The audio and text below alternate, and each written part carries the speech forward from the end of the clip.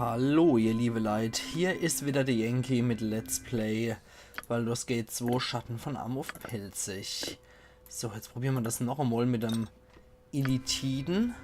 Ja, Und ich hoffe, das bringt was. ich hoffe, die sammeln sich hier nicht noch einmal, weil das wäre echt bitter. Ach ja, wie gesagt, das war jetzt einige Tage lang nichts los bei mir. Ich war jetzt erstmal auf einer LabCon und die Episode hier, die nehme ich jetzt erstmal im Vorfeld auf. Deswegen kann ich auch noch nichts genau dazu berichten, wie es genau war. Aber, ja, wie gesagt, ich kann noch nichts genaueres berichten, weil ich die jetzt einfach so prophylaktisch mal wieder vorher aufgenommen habe. Deswegen mache ich einfach weiter im Konzept, als wäre nie was passiert. Und Abdel Adrian, bitte noch einmal. Ich warte. Weil beim letzten Mal sind wir hier auf jeden Fall nochmal in eine Illithiden-Fallerei geraten. Aber es sieht wohl so aus, als ob die diesmal nicht do wären. Das ist schon mal gut. Das reicht schon hier, wenn der Schinder sich wieder gegen uns wendet. Da kommt er wieder spaziert. Ja. Und Ich werde unbemerkt zuschlagen. okay, du machst hier die Dörfer uns auf und Abdel Sag mir, Adrian. was gute Idee, das mir zu übertragen. Ich warte. Diese seltsame Tür wirkt so, als könnte sie nur von einem Gedankenschinder geöffnet werden. Das hatten wir schon. Yo. Hoppla. Kurz und schmerzhaft. Vikonia, du solltest besser Acht geben. Ich hoffe, das bringt was. Sag Und mir, was zu ja, tun ist. machen wir das Ich so. kümmere mich drum. Puh. Ja, Abil? Vikonia hat derzeit nur Intelligenz von 11. Nett. Dann sollten wir nochmal Abdel Adrian und Korgan heilen. Da bin ich doch sehr dafür. Und zack, und zack. Was ist nun los? Weil es wird jetzt nochmal richtig gemein zum Schluss. Da kann Korgan jede Heilung gebrauchen, die er kriegen kann. So, jetzt sind wir alle wieder fit. Und jetzt können wir auf jeden Fall speichern, weil jetzt kommt der Endkampf hier, des ältesten Hirn. Da habe ich auch schon mal in der letzten Episode oder in der vorletzten sogar schon was dazu erzählt, aber ich glaube, das war in der letzten Episode. Ja. Okay. Der Gestank nach Chemikalien und fermentierter Hirnflüssigkeit betäubt eure Sinne, als ihr an das berühmte ältesten Hirn der Illithiden herantretet. Ein Sekundenbruchteil später trifft euch der brutale Schlag seiner Psi-Peitsche. Ich werde unbemerkt zuschlagen. Offenbar nett. Er hat hier einen Gedankenschinder, einen Erdkoloss und einen Ulitarit bei sich. Okay, das war jetzt nicht so toll. Das war jetzt nicht so berüchtigt hier. Na toll. Anomen, komm ach bitte noch mit vor. Wir müssen Abdel Adrian beschützen. Vikonia, Ich werde ach, eurer Stärke folgen. ihr bildet jetzt hier eine Mauer. Was wollt ihr? Ich hab schon wegen Okay. weniger getötet. Nur das Hirn. Und nur den Gedankenschinder einmal hergelockt. Das ist schon mal gut. Keine Gnade denen, Also jetzt alle auf den Ulitarit drauf. Scheiße. Okay, dann auf den Gedankenschinder bitte. Ich will, dass er den Trahiner dann für zu Abdel Adrian durchzukommen. Sehr schön. Mission erfüllt. Und ich stehe euch zu Dienst. gut, die Leibwache ist platt.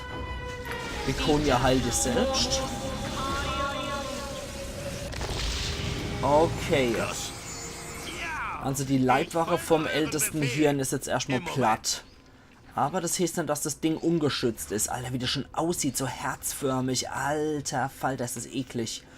Aber ältesten Hirne ist definitiv nicht zu spaßen damit. So, ich muss jetzt gerade noch mal das Mikro zurechtrücken. So.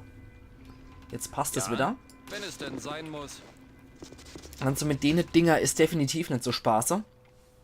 Das sind... Die können selbst Gedankenschinder mit Kraft ihrer Gedanken platt machen. Also nicht zu spaße. Das ältesten Hirn. Und es erschafft Gehirngolems. Alter, wie eklig. Boah, ich will gar nicht wissen, wie die aussehen. Einfach aus Gehirnen zusammengesetzt und dann mit Magie oder mit Psi-Kraft Leberei kaucht. Aber 10.000 Erfahrungspunkte bringen diese Gehirngolems. Und sie sind doch verhältnismäßig sehr easy zu machen. Und leichter zu schlagen als die Lehmgolems. So, jetzt kann es aber nichts mehr machen. Glücklicherweise macht das keine Psi-Angriffe oder so. Jetzt ist es tot. Ihr habt das ältesten Hirn der Elitiden getötet. Ihr fühlt eine psychische Schockwelle, einen scharfen Schmerz, das sich wie ein Messer in euren Verstand schneidet. Euch wird weiß vor Augen, dann normalisiert sich eure Wahrnehmung langsam wieder. Ihr seid euch sicher, dass alle Türen, die von dem ältesten Hirn kontrolliert wurden, nun offen sind. Aber ich finde es auch für die Grafik hier extrem geil gemacht. Die Elitiden haben diesen Felsblock durch die Kraft ihrer Gedanken zu einem perfekten Nährtank geformt, indem sie ein Ältestenhirn heranzüchten.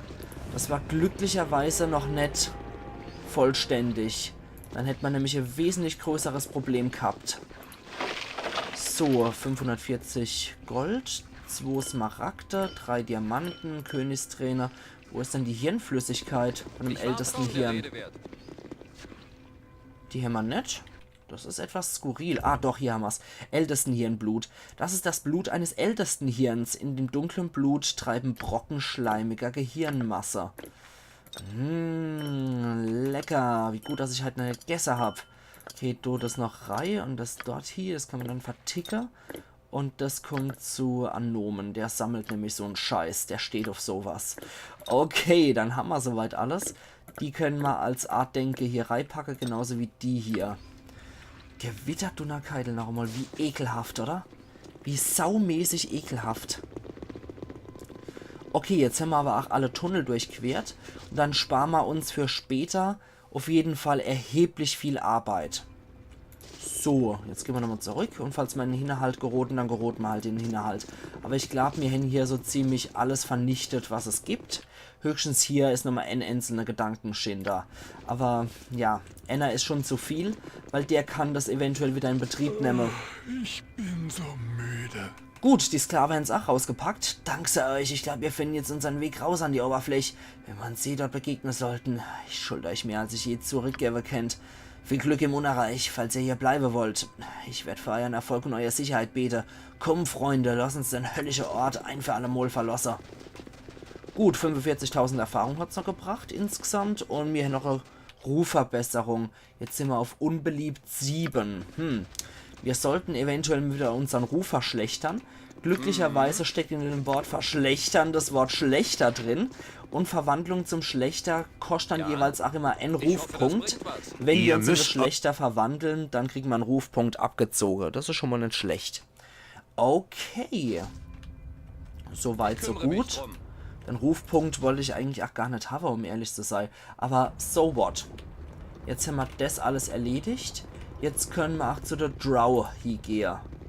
Weil die Drow sind jetzt unser nächster Anhaltspunkt. Wir waren schon bei Duergar, auch wenn das nur kleine fahrende Händler waren. Wir waren schon bei Elitide, wir waren schon bei Kuator, wir waren schon bei Betrachter. Also wir waren schon so ziemlich überall. Jetzt fehlen halt nur noch die wichtigsten Einwohner vom Unerreich, und zwar die Elitide. Aber wir haben doch noch welche, mit denen wir Rechnung offen haben. Githyanki, Simyas, euch kennt man noch. Die Elitiden haben euch ziehen lassen? Erstaunlich. Es sei denn, ihr macht gemeinsame Sache mit ihnen. Ich warne euch, wenn ihr ihnen dient, werdet ihr das Schicksal der Elitiden teilen. Nee, in Wirklichkeit hab ich das ganze verdammte Pack ohne euch ausgelöscht. Ich spüre Feindseligkeit. Oh, nicht schlecht. Der ist aber ziemlich gut, was sowas angeht. Ich rate euch, euren Zorn herunterzuschlucken.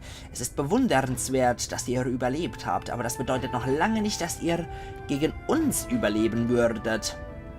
Wir werden euch auf die Probe stellen müssen, doch euer Tod ist das einzige Ergebnis, das wir anstreben. Es ist schade, dass ihr euch befreit habt. Ich hatte gehofft, ihr würdet sterben und das gestohlene Silberschwert, das ihr tragt, würde in der Stadt der Elitiden zu Boden fallen. Wir würden mit großer Kraft zurückkehren und mit Gewalt Gerechtigkeit einfordern. Okay. Spart euch die Drohungen. Es ist jetzt meins. Nix, was ihr sagt, wird mich dazu bringen, es zurückzugeben. Ihr beleidigt das, was uns am wertvollsten ist. Das ist ein entwürdigendes Verbrechen mit Worten. Genug, wir werden euch töten und herausfinden, ob eure Leiche die Klinge trägt. Gut, dann zuerst auf den Schwätzer. Dann zuallererst auf jeden Fall mal auf den Schwätzer selber drauf. Der hat schon nicht sehr lange gebraucht, bis er fällt. 8000 Erfahrungspunkte gibt er. Und die andere Githyanki, die bringen nur 2000. Das ist billiger Gammel. So. Und gut. Jetzt geht noch ein bisschen weg, bis die sich wieder beruhigten. Alter, Vikonia, beruhig dich. Jetzt gucke ich erstmal, ob die alles noch bei sich haben, was für uns noch wertvoll wäre. Oh, nee. Geh weg, bevor der Anom noch dir schlägt. Und du... Ja, die haben nicht besonders viel bei sich. So, ihr geht jetzt mal da hoch. Gut. Sagt mir, was zu tun ist. Ich muss jetzt gerade nochmal zur Überprüfung reingucken. Haben wir noch unser Silberschwert? Gerade mal gucken. Silberklinge, natürlich haben wir sie. Okay, wir brauchen nur das Heft noch vom Silberschwert. Da haben wir doch auch eine sehr mächtige Waffe. Okay. Also, die Githyanki sind uns auf jeden Fall auf der Spur. So viel wissen wir. Moment, da geht's da lang.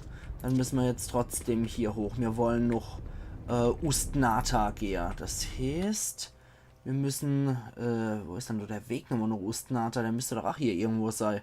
Da, oder? Ja, genau, da geht's weiter. Richtig. Okay. Hier kommen wir weiter nach Ustnata. Das ist dann die Drow-Stadt, in die wir müssen. Und wir haben ja vorher noch von einem Svirfneblin gehört, dass es hier auch eine Silberdrachendame, eine Adalon, eine gewisse gibt. Eine Kampfgruppe der Drow teleportiert sich plötzlich herbei. Der Geruch finsterer Magie scheint förmlich in der Luft zu liegen.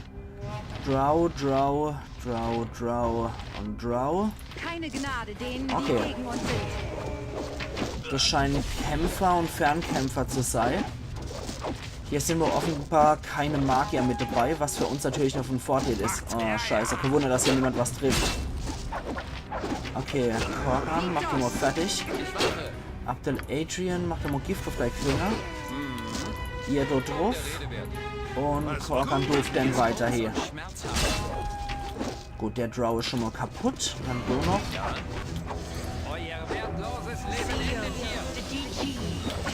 Obwohl, nee, dort zaubert jemand. Und... Ja, Korgan hat auch seinen Drow gekillt. Hoffentlich werde ich wenigstens gut bezahlt. Und du geht's so weiter. Sehr schön. Abdel Adrians Gift verursacht auch immer wieder ein bisschen Schaden. Aber wie es aussieht, sind das alles Habenichtser. Ja. Sieht nicht so aus, als ob die Drow was hätten. Und da ist noch was? Nee. Langschwert, Bolzen. Das sind halt alles diese Adamantit-Dinger. Die sind nur im Unerreich wirksam. So. Haben wir das hier noch? Das ist dunkle Höhle. Glücklicherweise haben wir hier auf dem Bäuemeister hier den Steg, kriegt den Lichtedelstein. Das heißt, damit können wir hier runter. Und können diese magische Schwärze, diese magische Finsternis durchbrechen. Und dafür geht es jetzt erstmal durch, bevor wir noch Ustnata stürmen als Oberflächebewohner. Die würden uns jetzt sofort niederschnetzeln. Und das kennen wir ja noch so von 4 Krag in etwa. Erstmal tief runtergehen. Dann kommen wir dort an. So, aber Adalon schnetzeln wir noch nicht nieder. Das machen wir erst später. Willkommen. Willkommen in meinem Reich. Ich habe eure Fortschritte mit großem Interesse beobachtet. Ich muss ja blenden die Erscheinung sein, wenn ich für die Arve von einem Silberdrache von Interesse bin. Euer Selbstwertgefühl steigt unverdientermaßen. Interesse ist nicht Zustimmung oder Unterstützung. Nehmt nur nicht an, dass ihr bei mir hohes Ansehen genießt, Abdel Adrian. Ich bin nicht so verständnisvoll wie andere meiner Art. Ich bin Adalon, die Wächterin, und ich habe meine Pflicht getan, so gut es mir möglich war, viele Jahrhunderte lang. Ich war nicht die Erste, aber ich kenne die Geschichte. Mir sind die Ruine der Elfe dort vertraut, ein uralter Tempel, der den Übergang zum Unerreich darstellt. Es gibt auch anderorts welche, aber der war der Erste. Der Erste was? Der Tempel kennzeichnet Orte, an dem die Elfe mit der dunklen Herze zum ersten Mal hinabgestiegen sind, um sich deutlich von der anderen Elfe abzugrenzen und zu der Drow zu werden. Die Drow bewahren die Außenposten von Ustnata als Zeichen. Ens, was verantwortlich war für viele Kämpfer. Ich habe die Feindseligkeit unter Bunde und Jahrzehnte des Friedens gesehen. Aber kürzlich gab's hier Verbrecher und ich kann meine Beteiligung nicht länger gutheißen. Ich bitte euch um Hilfe, im Gegenzug werde ich euch helfen.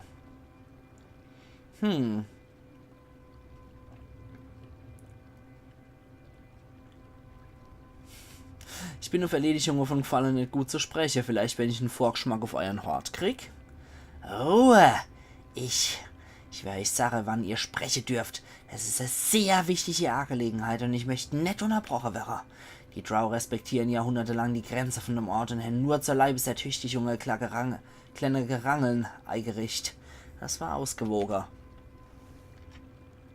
Die beide, die ihr sucht, die Bodhi und Johnny Renikus, ich glaube, die trafen mit der Drower Abmachung, dass es selbstfreie Durchgang haben und zeigen ihnen Möglichkeit auf, wie sie gegen die feindliche Elfe agieren konnten. Ihr erfroren euch vielleicht, warum ich meinen Einfluss nicht ausgeweitet habe. Ich kann's nicht.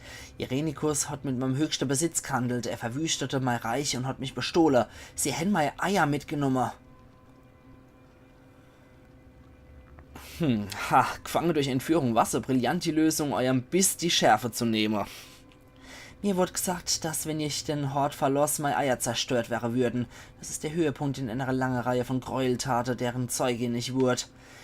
Ihr müsst sie für mich zurückholen. Tun das, und ich werde euch einen sicheren Fluchtweg aus dem Unerreich zeigen. Einer, der ganz in der Nähe des Ortes rauskommt, an dem Irenikus der nächste Schachzug plant. Außer euch nah an euer Ziel zu bringen, werde ich euch ebenfalls einen Gegenstand aus meinem Hort zum Geschenk machen.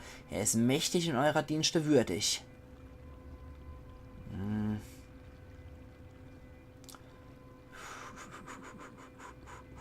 Wenn ihr so schwach seid, soll ich mich vielleicht einfach an eurem Hort bedienen. Alter, ich wisst gern, was ich eigentlich dabei tun kann. Ihr bittet mich, in eure ganze Drow-Stadt gegenüber zu treten. Ich bin mir über die Gefahr der Sache bewusst, aber ich bitte euch nicht, den Ort einfach zu überrennen. Nee, es gibt einen viel raffinierteren Weg zum Erfolg. Ihr werdet die Identität von einer Gruppe Drow annehmen, die ich kürzlich erledigt habe. Ein Trupp aus einer anderen Stadt, die nach Ustnata unterwegs war. Ich werde euch umwandeln und ihr werdet in der Lage sein, euch zwanglos unter die Drow zu mischen. Sie werden die Illusion nicht durchschauen, die ich erschaffe. Wenn ihr am Tor ankommt, sagt ihnen, dass ihr aus der Stadt Chetnazat kommt und dass ihr Zuflucht in Ustnata sucht. Chetnazat ist sozusagen die Hauptstadt der Drow im Unterreich.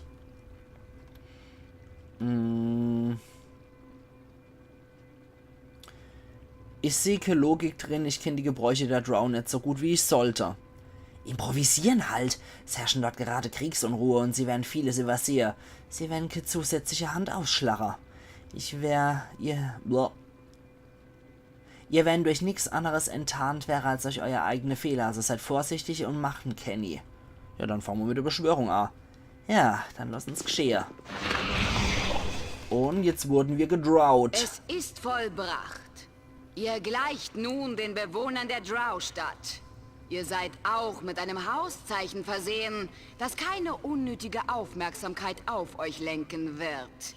Ich hoffe, ihr verhaltet euch auch wie Drow, wenn ihr mit jemandem sprecht. Müssen wir ja wohl, ja. Ihr seid ebenfalls mit dem Spruch der Drow vertraut und was ihr sagt, wird so verstanden, als hätten die dunkle Sprache ihr ganzes Leben lang gesprochen. Die Illusion wird so lange aufrechterhalten, wie es nötig ist. Wenn ihr versucht, die Stadt durch ihr Haupttor zur Oberwelt zu verlassen, wird die Magie aufgehoben. Ihr seid auf euch allein gestellt und eure Chancen sind unvorhersehbar. Es tut mir leid, aber ich muss mein Interesse wahren. Die einzig sichere Flucht steht euch frei, wenn meine Eier zurück erlangt sind. Ha! Aber ich habe jetzt doch ein Drow-Gesicht, ich brauche euch überhaupt nicht mehr. Solange die Abmachung einhalten, werde ich zufrieden sein. Ich danke euch. Denkt dran, ihr seid aus der Stadt Chetnazat. Legt euch einen Drow-Namen zu, am besten Veldrin. Der ist ja gebräuchlich. Okay, wir wurden gedrawt. Gucken wir uns doch mal an. Schick sehen wir aus. Vor allem Korgan sieht jetzt sehr schick aus. Anomen ist völlig in Blau. Vikonia, okay, Vikonia muss ja nicht gedrawt werden. Und Edwin sieht als Drow doch auch ganz schick aus. Okay. So, dann hoch wieder mit uns. Und um das Silberdrache Adalon kümmern wir uns, wenn die Sache hier erledigt ist mit allem. Dann können wir uns mit Adalon beschäftigen und uns noch ihr Blut abzwacken, was wir dann brauchen für die Hautrüstung. So. Da flitzt jemand, ein Drow. Aber den können wir nicht attackieren. Die Tore öffnen sich.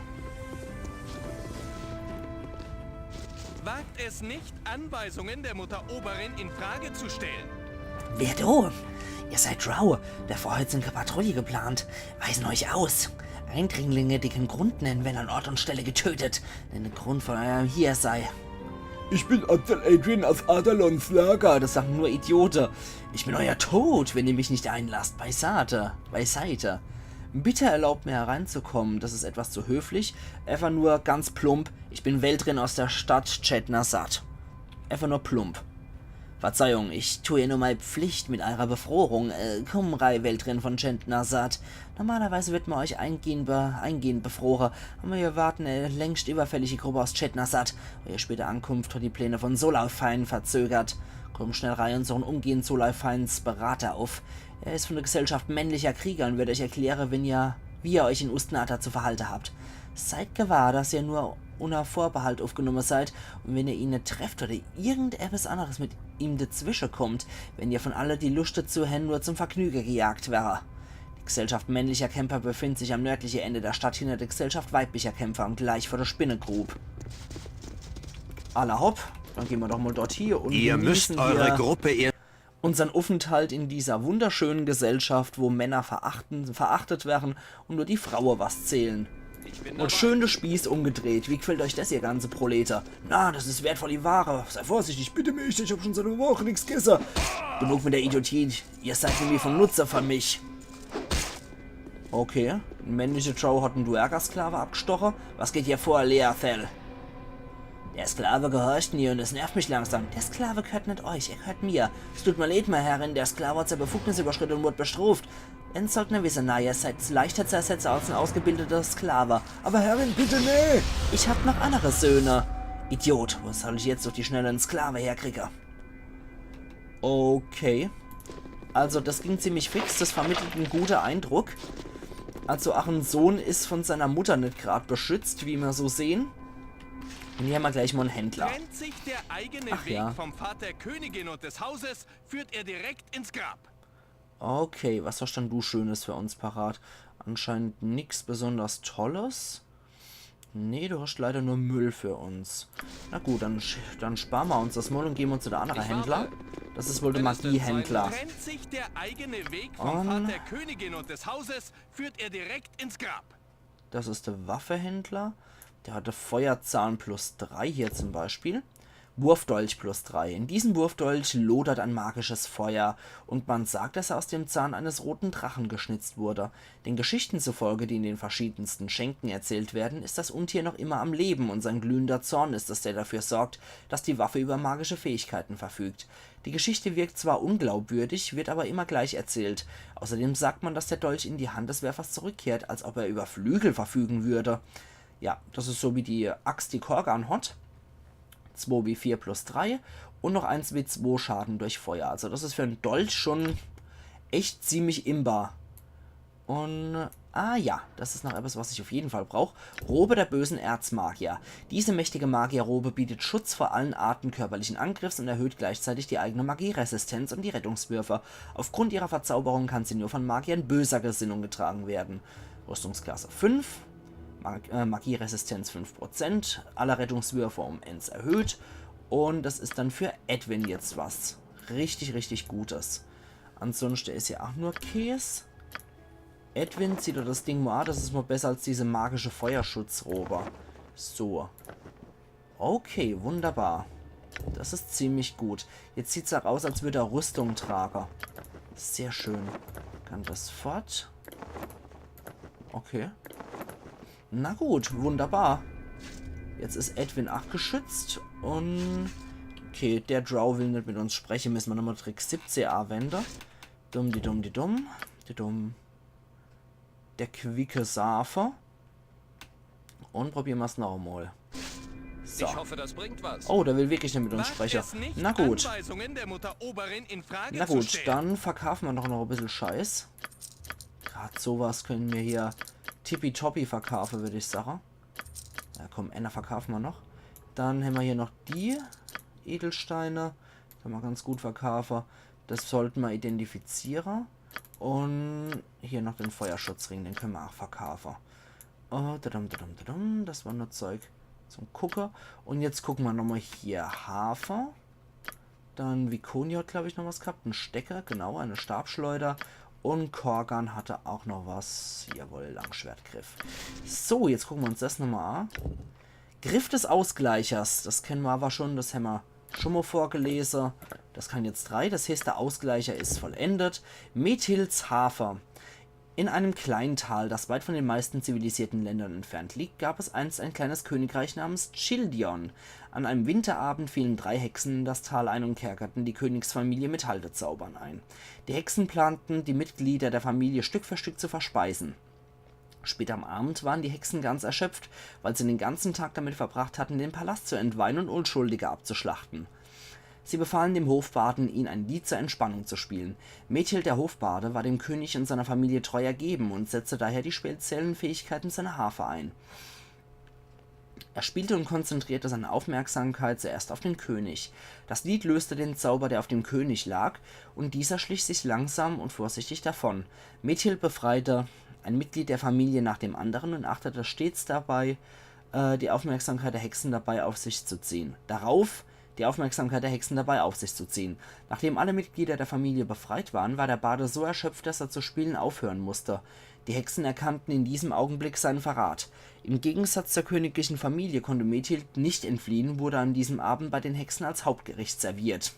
Besondere Fähigkeiten: 3-mal täglich kann die Harfe Festhaltezauber und alle ähnlichen Effekte, die auf einer Person liegen, bannen. Kann aber auch nur von Baden verwendet werden. Und mir Henke Bade. Okay, das Ding ist voll, das können wir dann so verkaufen. Stecken der Beherrschung. Der Stecken ermöglicht es dem Träger, die Kontrolle über den Geist anderer Wesen zu erlangen. Verwendet man den Stecken auf diese Weise, wird eine Ladung aufgebraucht. Das Stecken wird gerne von niederträchtigen Leuten eingesetzt, die andere mit Magie davon überzeugen wollen, ihre Sicht der Dinge zu sehen. Ja, da kann man dann Beherrschung einsetzen. Na gut, dann können wir das Ding verkaufen, weil so großartig ist das jetzt auch nicht. Um es als Mann zu etwas zu bringen, muss man sich entweder mit den Büchern der Magie befassen oder in den richtigen Betten beliebt sein. Ja, denken Sie mal drüber nach. Das, was der gerade eben erzählt hat. Wie gesagt, die meisten Männer bei der Drow, die werden halt Magier, weil das wirklich schon das ist, wo man es wirklich zu was bringen kann, dass man dann auch wirklich Argseher ist.